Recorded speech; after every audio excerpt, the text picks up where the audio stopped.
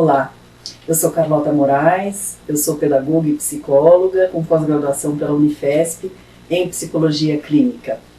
Eu hoje atuo como psicoterapeuta de orientação psicanalítica.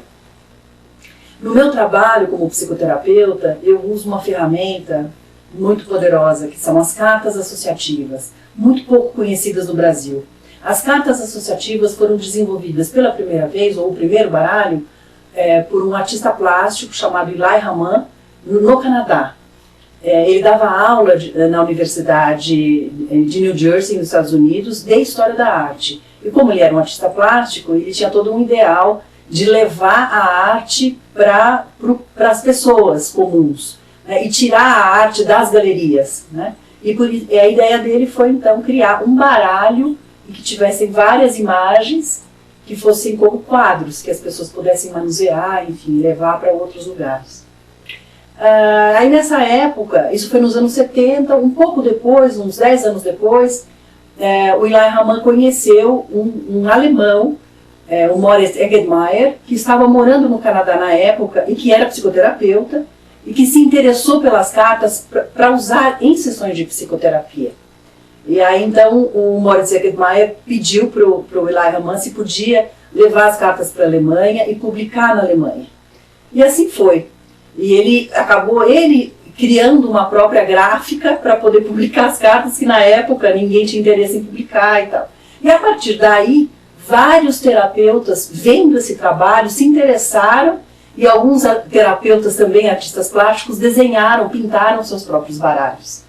Então hoje são muito utilizados no Canadá, em vários países da Europa, em Israel, esses baralhos que são apenas com imagens pintadas por artistas plásticos e que a gente usa na clínica como um instrumento para provocar a associação livre e a gente poder acessar conteúdos inconscientes do paciente.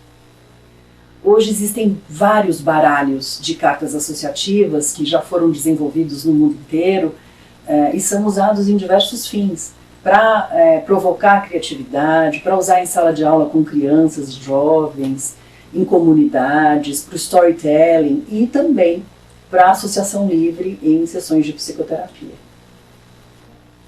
Eu conheci as cartas associativas há uns 3 anos por meio de uma terapeuta que trabalha com constelação familiar. Eu me interessei muito, eu gosto muito das imagens, eu acho que as imagens nos capturam e nos levam, enfim, a pensar, sonhar, imaginar e fazer associações. E aí eu procurei uma pessoa que vende as cartas no Brasil, eu conheço apenas 2 fornecedores dessas cartas, e comecei a usar comigo, a experimentar comigo, ver como é que eu me sentia, a criar alguns exercícios para serem feitos com as cartas. E aí comecei a convidar amigos para virem conhecer e a gente fazer alguns exercícios com as cartas. Isso se mostrou tão forte, tão poderoso no sentido de acessar questões inconscientes, de provocar criatividade na contação de histórias e tal, que aí eu achei que realmente eu tinha que usar isso no meu trabalho. E aí eu comecei a usar e desenvolvi um exercício, que é um exercício sistêmico, que eu chamo, que eu uso as cartas associativas com a pessoa, ela vai me contando histórias e depois a gente faz uma relação com o problema que ela trouxe, a questão que ela queria trabalhar. Né? Então, além de usar na psicoterapia, por exemplo, em uma ou outra sessão, em que aquilo é importante, ou porque a pessoa não está conseguindo trazer algum conteúdo, meio que paralisou no processo, eu também faço um atendimento único de 2 horas. Então a pessoa traz uma questão que ela queira trabalhar naquele momento, e a gente faz uma conversa de meia hora, e depois a outra 1h30 a gente vai usar as cartas e poder entender o problema através das cartas. Né? São exercícios sistêmicos porque a gente considera o sujeito, ou o paciente, ou o cliente, inserido num sistema. Então, outros aspectos são levados em consideração. Né? Sentimentos, pessoas, enfim.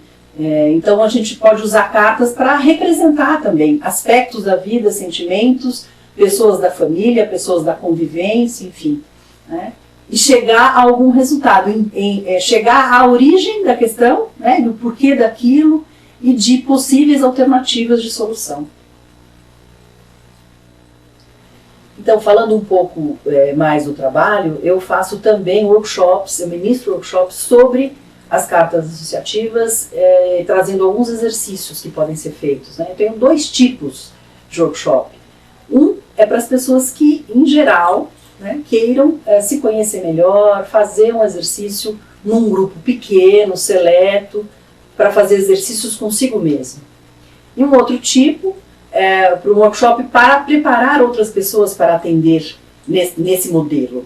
Então são psicoterapeutas, psicólogos, psicanalistas, consteladores sistêmicos, educadores, enfim, alunos de psicologia. Então, recentemente, por exemplo, eu estive no Mackenzie fazendo uma demonstração de 2 horas, um workshop pequeno lá para os alunos de psicologia da universidade.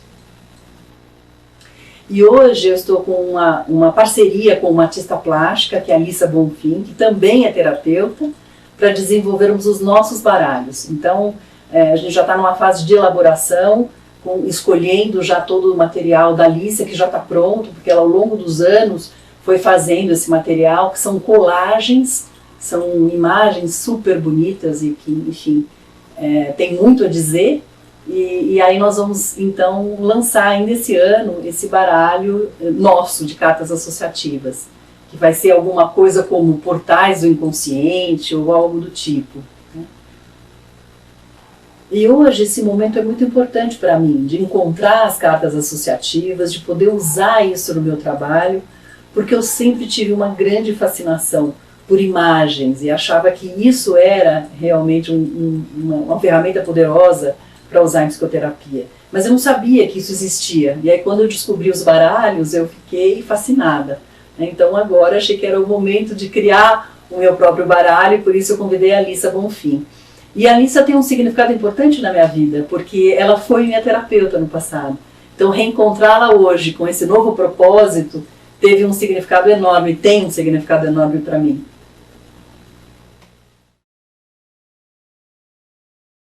Eu acho que o maior benefício que eu tive, e que eu acho que foi mais libertador, foi a minha relação com a minha mãe.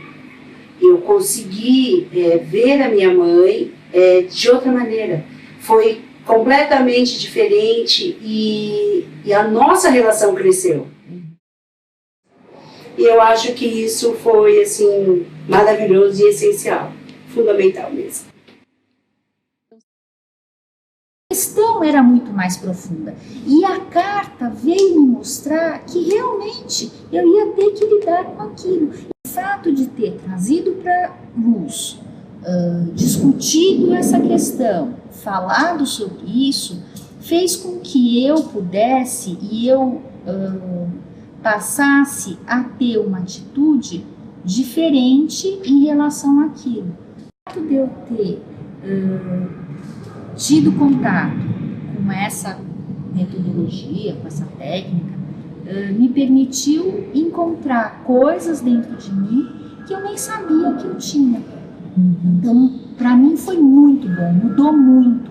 É assim, eu ganhei uma atitude que estava lá escondida, mas era uma coisa incrível. Foi muito bom.